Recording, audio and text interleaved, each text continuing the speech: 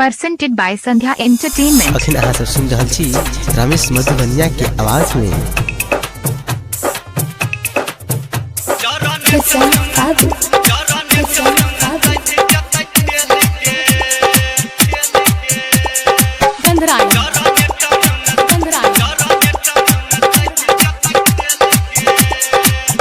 जल्दी नाचिया बतेरा बते भेल गे,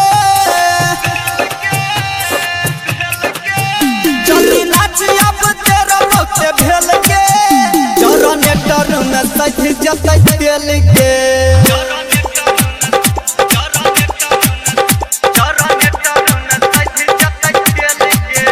जल्दी नाचिया बतेरा बते भेल गे, जनरेटर में सज जतै तेल गे।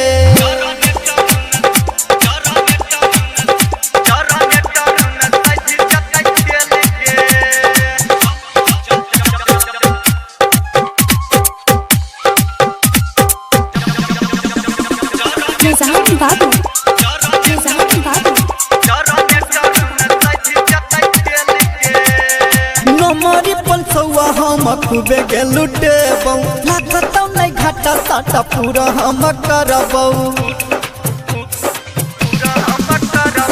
नमरी पंचौआ हम खूबे गे लुटेबौ, लागतौ नहीं घाटा साटा पूरा हम करबौ।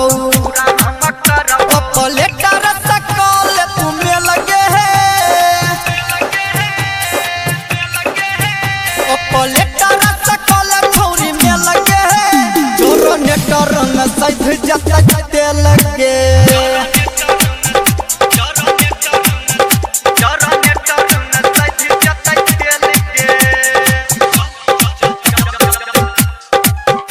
अभी सुन रहे हैं संध्या एंटरटेनमेंट की शानदार प्रस्तुति।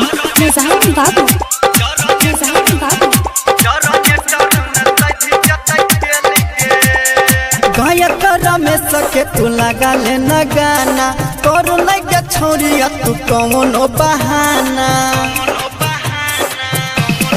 हाँ, गायक रमेश के छोरी लगा ले न गाना, करी है नहीं है गे सुन कौनो बहाना। राइटर नागम देखी कहो घोर भेल गे, राइटर नागम देखी कहो घोर भेल गे, जनरेटर में सज जतै लगे।